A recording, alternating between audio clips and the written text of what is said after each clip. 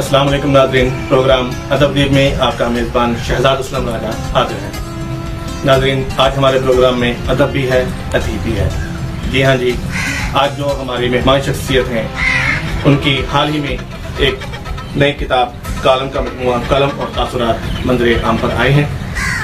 जी नाज़रीन, बिल्कुल से ही हमारे साथ आज मौजूद हैं डॉक्टर चौधरी तनवीर सरवर साहब। इससे पहले माजी करीब में इनकी एक किताब कलम और कालम भी मंजरे आम पर आ चुकी है, जबकि उससे पहले कंप्यूटर और शोबा सेहत के हवाले से कुछ किताबें भी मंजरे आम पर आ चुकी हैं। आज हम बात करेंगे डॉक्टर तनवीर चौधरी सरवर साहब से कि कलम और तासुरात की किताब पर, कि इस किताब में इन्होंने कैसे कालम, किन अनवानात पर मुश्तमिल कालम शामिल किए हैं और हमारे अपने क़ारीन को क्या मैसेज देना चाहते हैं। अस्सलाम वालेकुम डॉक्टर साहब, आपका बहुत बहुत शुक्रिया कि आज आपने अपने कीमती वक्त में से हमें कुछ टाइम दिया।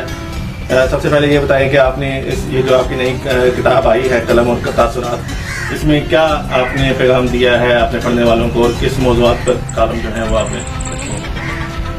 जैसा कि आपको पता है कि मेरी पहली किताब जो आई थी कलम और कालम, उसमें भी एक इंफरादियत थी कि मेरे कालम के मजमूए के अलावा उसके अंदर मैंने कालम लिखने से लेकर शाया होने तक जो है वो मैंने उसका जिक्र किया था।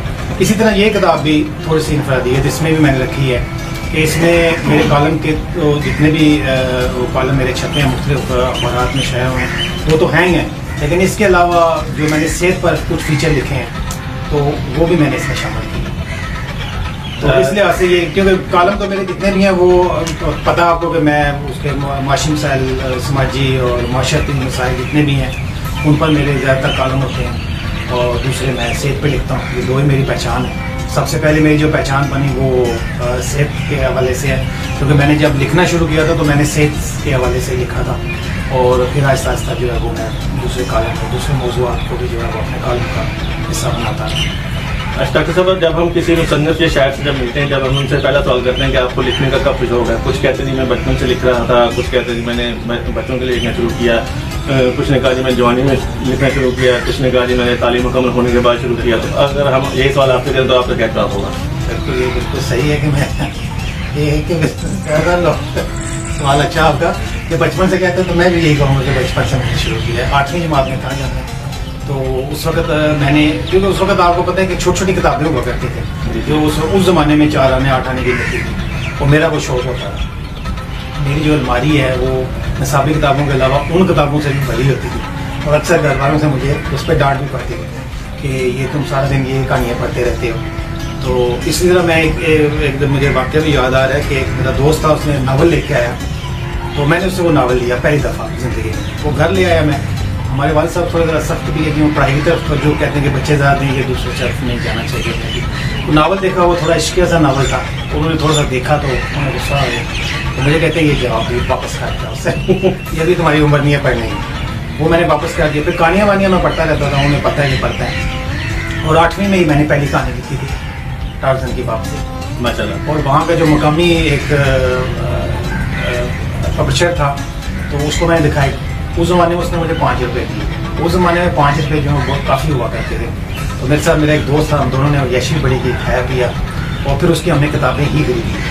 तो ये है कि ये सिलसिला मेरा चल रहा है। शायरी भी मैं करता रहा, लेकिन क्योंकि वो शायरी बचपन की है तो अभी उसको थोड़ा दिखाना किसी शायर है। बिल्कुल ठीक है। अच्छा डॉक्टर साहब, आपने क्योंकि कंप्यूटर के हवाले से भी कुछ किताबें पहले तहरीर कर चुके हैं और सेहत के हवाले से भी कुछ लिखा है आपने, और ये 2 किताबें आपकी कालम के हवाले से भी आई हैं। तो आप हमें कुछ किताबों का, अपने किताबों के बारे में बताएं जो पहले जो हमारी नज़रों से नहीं गुजरी, लेकिन हमें मालूम है कि आपने कंप्यूटर के हवाले से भी लिखी हैं, तो थोड़ा सा बताएं। वो पहले ये है कि 98 में जब मैं कंप्यूटर टीचर था, पढ़ाया करता था, तो उस वक्त डिमांड थी कि आप ये किताबें जो है इस मौजूद पर लिखें। तो वो किताबें उस वक्त मैं लिखी 98 में। तो उसमें मुझे याद है कि एक डॉस थी, बेसिक थी, उसमें 60 प्रोग्राम बेसिक थे, अमदर बुक डिपोअल में शायद उनकी पहले भी एक किताब थी 50 प्रोग्राम बेसिक। तो उसको उन्होंने कहा जी कि आप थोड़ा सा ज़्यादा कर रहे हैं आप, तो फिर मैंने 60 प्रोग्राम बेसिक दी। फिर उसके बाद खलील वालों ने कहा जी कि आप प्रोग्राम थोड़े और बढ़ा दें, फिर मैंने 100 कर दिए, तो 100 प्रोग्राम आप बेसिक बन गए। तो इसी तरह एक बोल लैंग्वेज होती थी, उस पर मैंने लिखी। तो उसके अलावा सेहत के हवाले से भी जो कुछ किताबें लिखी हैं तो नहीं, सेहत के हवाले से अभी किताब मेरी जो है वो शायद तो नहीं हुई, लेकिन सेहत के हवाले से मैंने काफ़ी कुछ लिखा हुआ है। ठीक है, उसमें क्योंकि मैं होम्योपैथिक डॉक्टर भी हूँ اس حوالے سے میں نے ایک کتاب جو ہے وہ تیار کی ڈیزیز کے اوپر, وہ بھی انشاءاللہ جلد شائع ہوگی. لیکن یہ جو میری کتاب ہے قلم و تاثرات, اس میں میرے کالموں کے علاوہ کچھ صحت کے مضامین بھی شامل ہیں, وہ میں نے رکھے ہیں اس لیے. لیکن اس کے بعد جو ایک مکمل کتاب آ رہی ہے وہ ایک کمپلیٹ کتاب آئے گی. ہم کہہ سکتے ہیں کہ ڈاکٹر صاحب جو ہے وہ بطور طبیب اپنے مریضوں کو جو ہے وہ انجیکشن دیتے ہیں کسی بھی بیماری کا علاج. اور اگر ہم صحافت کی طرف یا کالم نگاری کی طرف دیکھیں تو ڈاکٹر صاحب اپنے پڑھنے والوں کو جو ہے وہ معاشرے میں برائیوں کو دور کرنے کے جو ہے انجیکشن بر وقت دیتے رہتے ہیں, یہ ہم کہہ سکتے ہیں. اچھا ڈاکٹر صاحب, انجیکشن آپ اصلاح کا انجیکشن آپ دیتے رہتے ہیں اپنے پڑھنے والوں کو, تو آپ میرے خیال میں اپنے پیشے سے جو ہے وہ پیشے کے حساب سے انجیکشن دینا جو ہے اصلاح کا انجیکشن یا بیماری کا سے جو ہے چھٹکارے کا اسے علاج کا انجیکشن دینا جو ہے وہ ان کے پیشے کا تعلق ہے, تو اس لیے وہ دیتے رہتے ہیں. اچھا آپ جو ہے وہ کالم نگاری کے ساتھ ساتھ جو ہے انٹرویو بھی کرتے ہیں, انٹرویو نگار بھی ہیں آپ, اچھے انٹرویو بھی کرتے ہیں, بہت سی شخصیت کے آپ نے انٹرویو بھی کیے ہیں. آپ کس طرح یہ اپنا لکھنا لکھانا, اپنی پریکٹیکل لائف, اپنی گھریلو زندگی, اپنے جو ہے کاروباری حالات اور یہ انٹرویو کرنا, کس طرح آپ آپس میں سب کچھ مینیج کر لیتے ہیں؟ اچھا سوال آپ کا. اس میں یہ ہے کہ آپ کو ٹائم ٹیبل بنانا پڑتا ہے. ٹھیک ہے, اب میں نے اگر ابھی میں نے پیچھے سلسلہ جب انٹرویو کا زیادہ شروع کر دیا تھا زیادہ لوگوں سے, کیونکہ وہ ٹائم اس طرح کے ہو جاتے ہیں کہ فار ایگزامپل ایک بندہ ہے اس وقت فری نہیں ہوتا, وہ مجھے کہتا ہے جی کہ آپ مجھ سے 2 دن بعد رابطہ کیجیے گا. میں پھر کسی اور سے بھی رابطہ کیا ہوتا ہے, وہ کہتا ہے جی آپ اس دن آ جائیں. اب وہ ایک دفعہ ایسا ہوتا ہے کہ لگاتار کام شروع ہو جاتا ہے. اور پھر اگر آپ انٹرویو کسی کا لے رہے ہیں تو پھر اس شخصیت کے بارے میں پہلے آپ کا جاننا ضروری ہوتا ہے, کیونکہ آپ نے اس سے سوالات کرنے ہوتے ہیں, اس کے پیشے اس کے حوالے سے جو ہے وہ جاننا بہت ضروری ہے. جب آپ تو اس لیے یہ ہے کہ اس میں انٹرویو کرنے کے لیے آپ کو علیحدہ ٹائم نکالنا پڑتا ہے, کالم کے لیے آپ کو علیحدہ ٹائم نکالنا پڑتا ہے. ٹائمنگ میں رکھے ہوئے ہیں, وہ مینیج کر لیتا ہوں.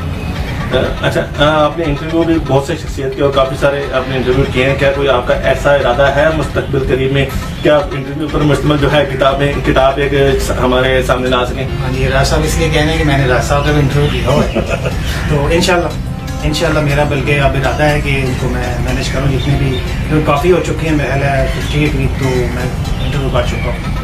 تو میرا ارادہ تھا کہ 100 ہو جائیں تو پھر کروں, لیکن انشاءاللہ جلدی اس کو میرا پروگرام ہے کہ اس کو ہم آپ کی اس کتاب کا انتظار کریں گے انٹرویوز کی.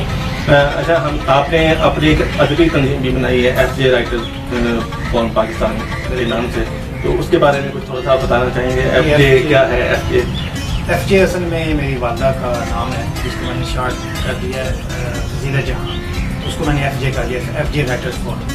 اس کو بنانا اس لیے ضروری سمجھا میں نے کہ کیونکہ نئے لکھنے والے جو ان کی حوصلہ افزائی جو ہے وہ کوئی نہیں کرتا ہے.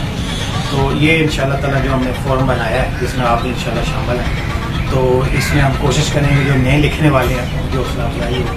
ٹھیک ہے, وہ جو کچھ لکھتے ہیں اس کو ہم اخبارات میں شاید یہ بھی بہت اہم کام ہے جی کہ آپ نئے لکھنے والوں کی حوصلہ افزائی کریں گے اور نئے لکھنے والوں کو خوش آمدید کریں گے. اگر نئے لکھنے والوں کی حوصلہ افزائی ہوتی رہے اور ان کو خوش آمدید کہا جائے, ان کے کام کا جو ہے ان کو شاباش دیتے رہیں, تو وہ آگے بھی کام کرتے ہیں. اگر ان کو کوئی ان کی حوصلہ افزائی نہ کرے, ان کو شاباشی نہ دیں, تو وہ کام کرنا روک دیتے ہیں. نئے لکھنے والوں کے علاوہ جو پرانے لوگ ہیں جو ان کو بھی ہم نے 20 سال اچیومنٹ ایوارڈ دیے ہیں. جی جی, والدہ بھی انشاءاللہ دیتے رہیں گے. آخر میں آپ ہمارے ناظرین اور ہمارے سننے والوں کو کیا پیغام دینا چاہیں گے؟ خاص طور پر میں نوجوانوں سے کہوں گا کہ یار آپ شارٹ کٹ جو ہے وہ نہ ڈھونڈا کریں. دوسرا یہ ہے کہ میں نے یہ بھی دیکھا ہے کہ میرے کئی مضامین آپ کے بھی ہوں گے, دوسرے ہمارے دوستوں کے بھی ہوں گے جو سینئرز لکھنے والے ہیں, ان کے مضامین وہ اٹھاتے ہیں اور اسی طرح سیم جو ہے وہ اس کو جا کر کسی اخبار میں اپنے نام سے دے دیتے ہیں. تو یار یہ کام جو ہے یہ غلط ہے, ایسا نہ کیا جائے. اپنے جو ہے آپ کو بھروسہ ہونا چاہیے, تو اپنی محنت کریں. ٹھیک ہے, اور پڑھیں. سب سے ضروری چیز ہے کہ آپ کتابیں پڑھیں. اگر آپ لکھنا چاہتے ہیں تو کتاب پڑھیں. تو اگر آپ کی کتاب سے دوستی ہو جاتی ہے تو پھر آپ کو دو سے جو ہے وہ اٹھانے کی ضرورت نہیں پڑے گی, پھر آپ اپنا لکھ سکتے ہیں اور اپنا نام پیدا کر سکتے ہیں. تو میری دعا ہے کہ اللہ تعالیٰ ہمارے وطن کو بھی کامیاب, کشمیری جو اس وقت مشکلات میں, اللہ تعالیٰ ان کے لیے آسانیاں پیدا کریں. شکریہ جی, بہت شکریہ ڈاکٹر صاحب, آپ نے اپنے قیمتی وقت میں سے, مصروف وقت میں سے ہمیں کچھ ٹائم دیا. تو جی ناظرین, یہ تھا آج کا ادب دیپ. اب اپنے میزبان شہزاد اسلم راجہ اور کیمرہ مین علی افضل کو اگلے پروگرام تک کے لیے اجازت دیجیے. اگلے پروگرام میں حاضر ہوں گے ایک اور ادب پارہ کے ساتھ. تب تک دیکھتے رہیے PKTime.tv. اللہ حافظ. اسی طرح کی مزید معلوماتی ترمیم ویڈیو دیکھنا چاہتے ہیں تو ہمارے یوٹیوب چینل ابھی سبسکرائب کیجیے.